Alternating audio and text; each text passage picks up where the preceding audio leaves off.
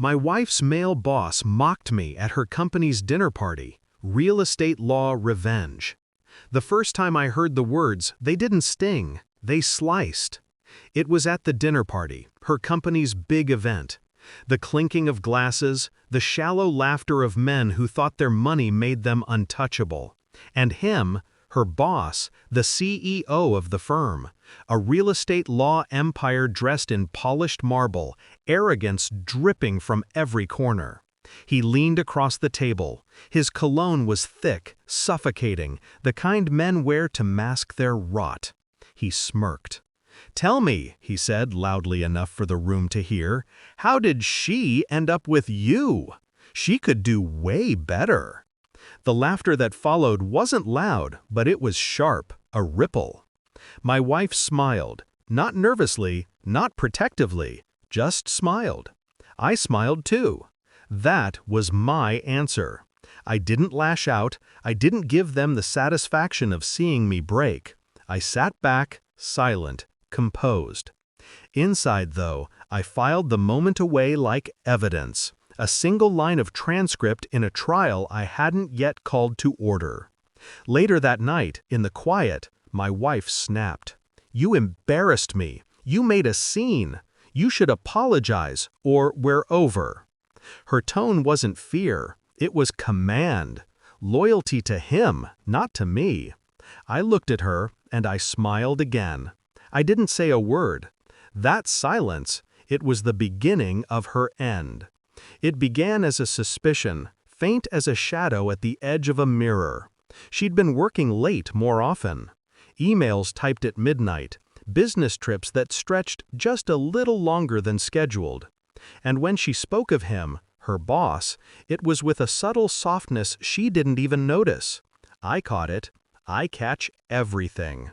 The way she defended him that night, like a soldier standing between her king and an enemy's blade, it was the kind of loyalty no paycheck commands.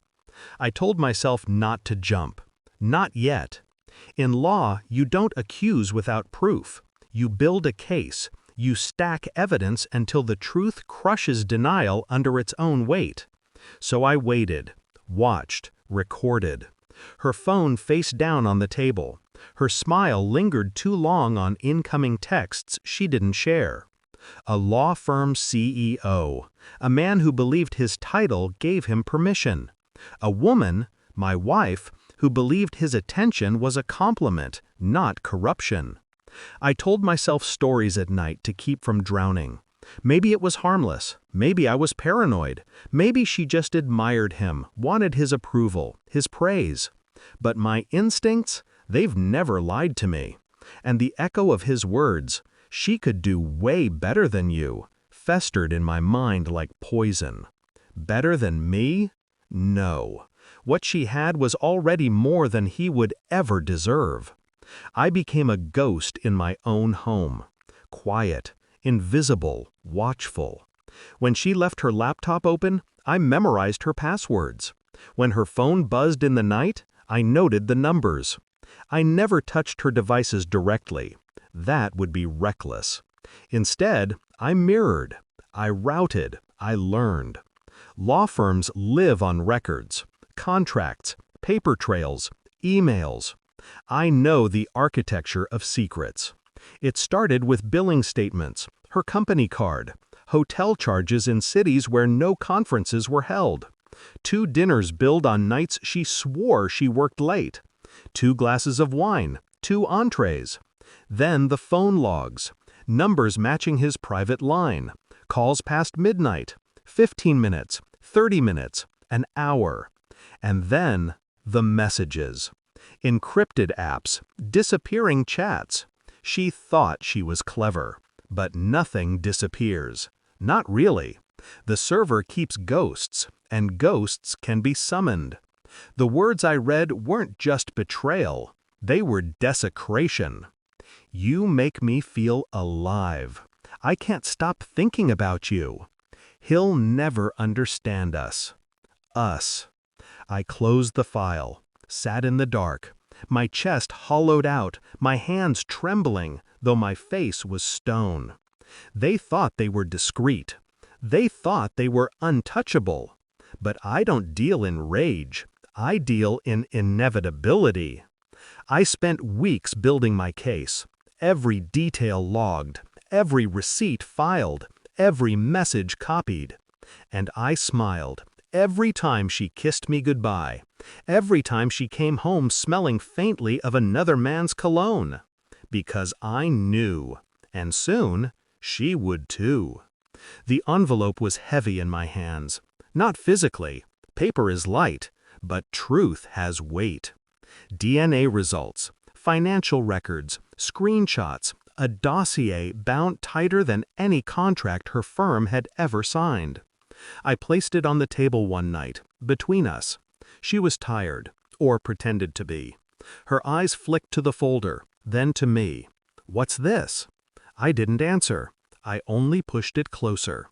She opened it, read the first page, then the second. Her breath hitched, her face drained. Her hand shook as she flipped through the photos, the transcripts, the hotel bills, the text messages printed in black and white, undeniable. Her lips parted, desperate to form words. Excuses, explanations, lies. "Where did you—" I raised a hand, quiet. I didn't need her voice contaminating the air. The silence pressed down like a vice. She searched my face for anger, for tears, for rage. She found nothing.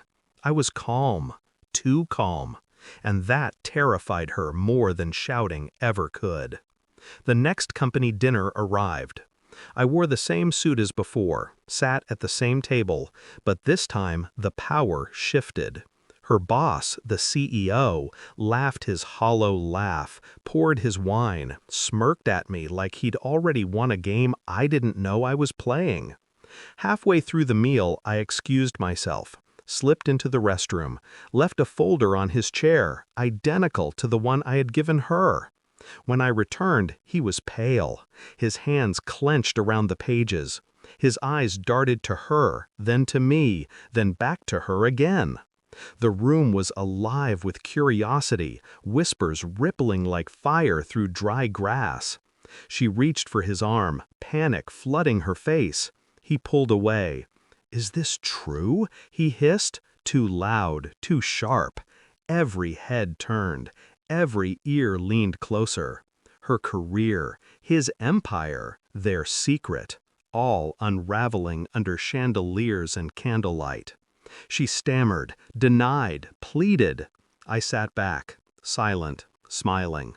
The audience had their spectacle, the jury their evidence. I didn't need to speak. The truth was performing for me. And when she finally turned to me, eyes wet, voice breaking, "Please, say something, stop this." I met her gaze, calm, cold, no words, just silence. The same silence I gave her that first night. The silence that had become her sentence. She came home weeks later, not the same woman, broken, fired. His career in shambles, her reputation scorched. She dropped her bag at the door, whispered my name like it still meant something. Like there was still a place for her here, but the house was empty of love, stripped clean. Her eyes scanned the room, the absence of my clothes, my books, my life. She realized too late what done really means. I didn't leave a note. I didn't owe her words. Closure isn't given, it's taken. And I had taken mine the moment I chose silence over apology, evidence over denial, truth over her. As she collapsed onto the floor, sobbing into the echo of an empty home, I walked out of the courthouse with papers that made it official. Free. Untethered. I didn't feel triumph, not joy, just clarity. The kind of clarity that comes when the storm finally empties, leaving only the wreckage behind. Better than me? No. She could never do better than a man who knew how to end things properly. And I did. Silence was my revenge, and it was louder than any apology she ever demanded.